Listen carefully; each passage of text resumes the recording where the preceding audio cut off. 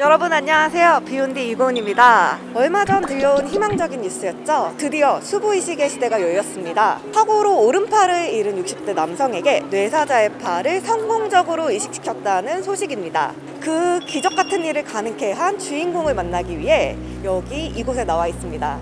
세브란스 병원 장기이식센터 수부이식팀 성형외과 홍종원 교수님과 정형외과 최윤락 교수님을 만나러 가보겠습니다. 네, 안녕하세요. 연세대학교 성형외과에 근무 중인 홍종원이고요. 저는 두개 안면 재건과 수부 재건을 주로 하고 있고요. 이번에 최윤락 교수님과 같이 수부이식을 하게 되었습니다. 네, 방금 말씀 주신 정형외과에서 근무하고 있는 최윤락이라고 합니다. 저는 이제 수부하고 상지 그리고 말초신경 그리고 미세 수술을 담당하고 있습니다. 환자분은 어떤 계기로 수술을 받게 되셨는지? 2017년도에 우리나라에서 대구에서 이제 수부이식을 맨 처음 하고 나서 그러면서 법 개정이 굉장히 많이 이루어졌거든요.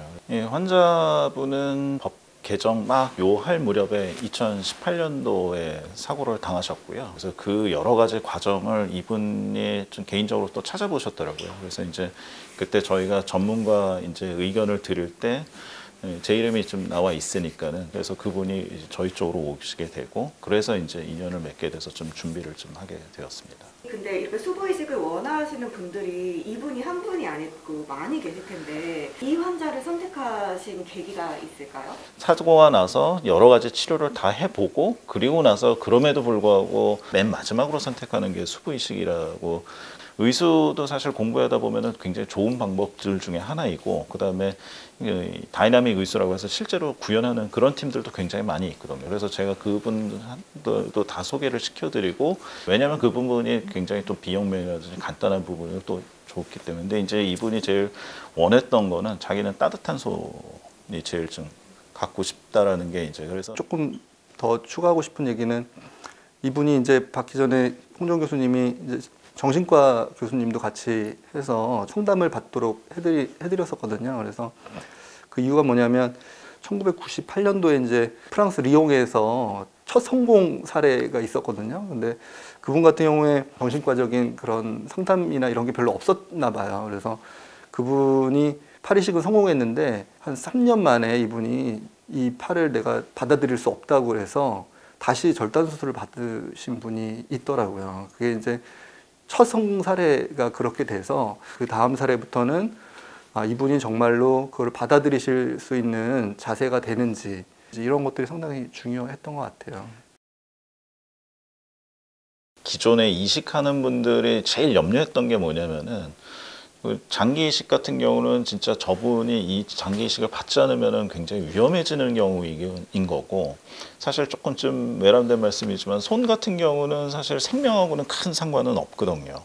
근데 이쪽 분야가 새로 들어와서 이 분야 때문에 집중을 하는 동안에 다른 장기가 손상되는 거를 굉장히 우려하셨어요. 이분이 임상적으로 뇌사가 됐다라고 한 다음에는 기증을 하시는 것까지 그래도 빠른 결정이 좀 되셔야 그나마 이제 여러 개 장기를 이제 이렇게 좀 공유를 할 수 있는 부분인 건데 거기 슬픈 가족들한테 가서 장기 기증하라고 하는 게 쉽지만은 않거든요.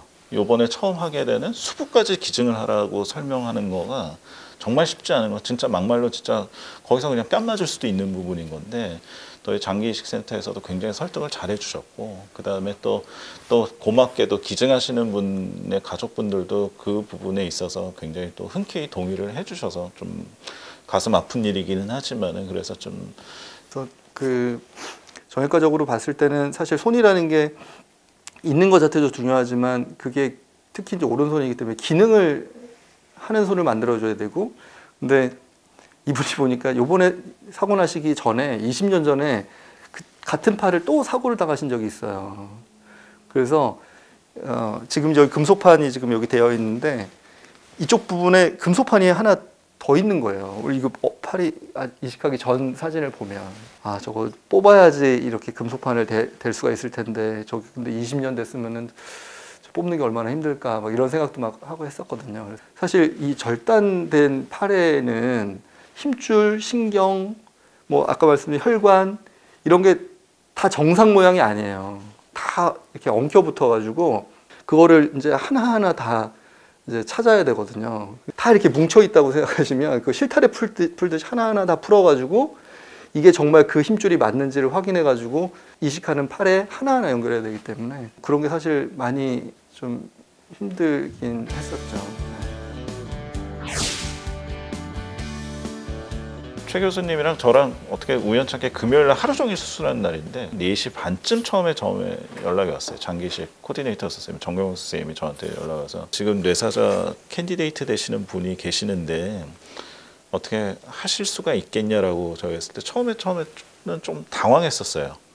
왜냐면 이제 그주 너무나 힘들고 뭐 저기 하고 그래서 근데 지금 아니면 안 될 것 같아서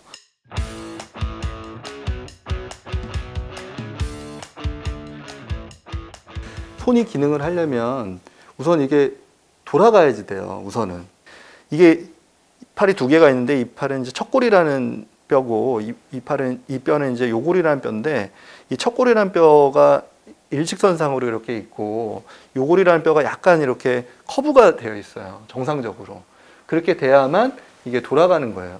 또 하나는 이제 여러 개의 구부리는 힘줄하고 펴는 힘줄들이 있는데 그 밸런스가 되게 중요하거든요. 만약에 내가 텐트를 친다고 하는데 균형이 맞지 않으면 한쪽으로 쓰러질 거잖아요. 그 밸런스를 어떻게 맞출 것인가 사실 거기에 고민을 되게 많이 했었고 정상인하고 똑같은 기능으로 살아갈 수가 있는 거예요? 제가 어젠가 제가 드레싱 할 때는 환자분 지금 이제 재활 훈련하고 있거든요.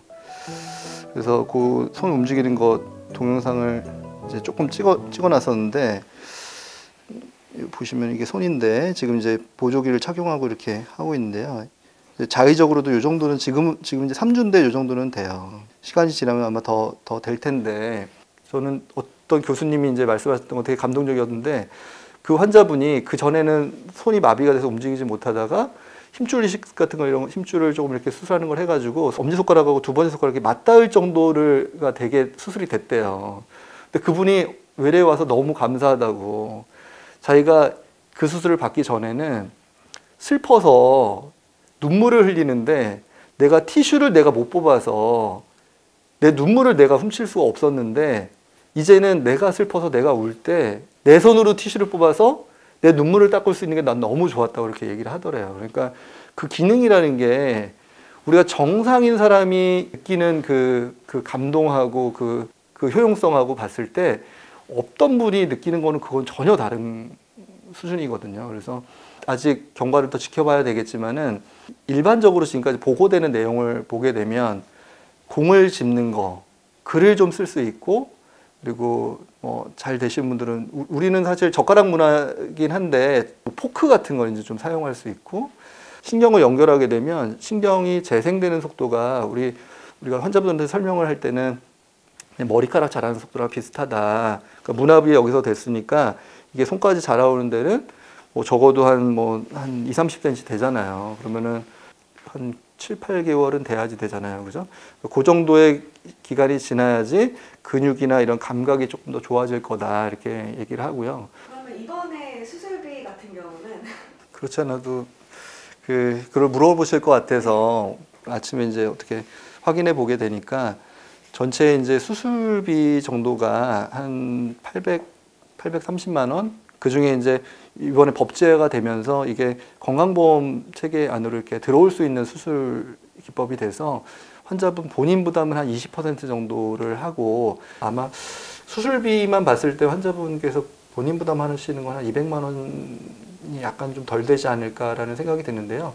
그리고 실질적으로 수술비는 그렇다 하더라도 수술비가 전부가 아니라 저희가 중환자실 그 관리도, 그러니까 케어도 해야 되고 병실 올라오셔서도 여러 가지 했기 때문에 사실 전체 그 비용에서 수술비는 일부인데 그래도 제일 설명하기 편한 부분이라서 그렇게 설명을 드렸고 굉장히 좀 다양할 수 있다는 걸 좀 전제로 말씀드립니다. 대표적인 부작용이 있다면? 일단은 급하게는 아까 말씀드렸어요. 급성 거부 반응이랑 그다음에 피가 혈류가 안 통해 갖고 이제 문제가 되는 것들이 있을 수가 있는데 어떤 혈관 문합이건 간에 근데 거부 반응이 1년 내에 제일 많이 생기기 때문에 그거는 계속 꾸준히 봐야 되는 거고 그다음에 그 혈관이 막히는 부분은 사실 되게 저희가 2주 넘어간다고 하면은 혈류학적으로는 큰 문제는 없거든요. 그래서 근데 이제 다행스럽게 생각하는 거는 다른 장기 같은 경우에는 만약에 거부 반응이 있거나 그러면 환자분의 상태가 나빠져야지 거부 반응이 있구나라는 걸 인지할 수가 있는데 우리는 이제 밖에 드러나 있는 거잖아요. 그러니까 피부에 갑자기 어떤 이상 소견이 발견이 된다 그러면 그게 바로 거부 반응이거든요. 그러니까 그런 일이 아직 생기진 않았지만 만약에도 있다 그러면 우리가 빨리 어떤 조치가 들어갈 수 있는 게 있어서 앞으로도 뭐 별 문제가 없이 잘 되지 않을까라는 생각이 좀 들고요. 말씀드린 것처럼 이제 평생 면역 억제제를 드셔야 되는데 면역 억제제를 끊는 순간 거부 반응이 나타날 수밖에 없는 거기 때문에 그래서 매일 정해진 시간대에 약을 반드시 좀 복용하실 수 있도록 그런 교육이 되게 중요할 것 같고. 또 다른 장기가가 이식이 가능한 부분이 또 있나요? 지금 저희 병원에서 또 준비하고 있는 게 자궁 이식이 있습니다. 자궁 이식은 뭐냐면은 이제 자궁이 이제 선천적으로 어떤 이유에서 이제 없어서 아기를 못 낳으시는 분들이 그래서 지금 미국이라든지 특히 스웨덴 같은 경우는 자궁 이식이 활발하게 되어 있고 또 결과가 좋거든요. 그러니까는 그러니까 어머니 아니면은 쌍둥이 자매 중에서 이미 아기를 다 낳았던 분들이 이제 자궁 이식을 받아서 출산을 하고 그럼 면역 억제제에 대한 부분에서 특별히 더 문제가 되지 않는 부분이 뭐냐면은 아기 낳고 나서 더 아기를 안 낳았을 때 장기 그 자궁을 다시 띄어버리면은 면역 억제 더 쓸 이유는 없거든요. 그리고 또 한 가지는 이제 그 인후두 이식 뭐냐면은 그것도 제가 2년 전에 외국 학회 갔을 때 저였는데 어떤 꼬마애가 어렸을 때 기어다니다가 빙초산을 마셔버렸어요. 그러니까 이게 다 타버리니까 계속 말도 못하지만 못 먹고 그래서 후두이식 이런 부분에서 이게 어떻게 보면은 굉장히 모험적인 수술일 수도 있어서 조심해야 되겠지만은 혹시 이런 부분에서 분야에서 환자들이 도움이 필요하다라면은 뭐 저희 쪽에서도 굉장히 좀 적극적으로 좀 나서고 싶은 생각이 있습니다. 희망을 줄 수 있는 포문을 열게 되었어요. 이제 앞으로의 미래 이식 이야기를 짧게. 일단은 저희가 복합 조직 동종 이식이라는 거에서 수부 이식이 가장 그래도 스탠다드 되는 거를 기준으로 해서 그 부분에서 이제 안면 이식이라든지 자궁 이식이라든지 후두 이식이라든지 뭐 복부 이식 이런 것도 있어요. 근데 그거가 물론 당연히 남용돼서는 안 되고 환자만 바라보고 그게 필요하면은 할 수 있도록 노력을 하는 게 저희 일인가 생각합니다. 숨겨져 있는 분들이 되게 많아요. 그런 분들이 뉴스를 접하고 나서 그 본인이 직접 받으려는 그런 의지까지 갖기는 어려우실지 몰라도 좀 이런 희망이 있구나라는 거를 좀 알게 되셨으면 하는 좀 그런 계기가 되었으면 하는 좀 생각이 들고요. 또 우리나라의 지금 의료 수준이 뭐 선진국에 비교해서 전혀 빠지지 않거든요. 그렇기 때문에 어쨌든 지금 뭐 첫발이지만 더 이제 나아갈 길이 많을 거라고 생각을 하고요. 그런 어려움에 있는 분 한 분 한 분이 어쨌든 이런 어떤 새로운 기술을 통해서 좀 더 좋은 세상을 좀 사는데 좀 도움이 됐으면 하는 생각이 좀 있습니다. 태어나실 때 이제 교수님들과 이제 악수라도 하고서 태어나실 수 있을 것 같아요. 네, 하겠습니다. 네. 수고하셨습니다.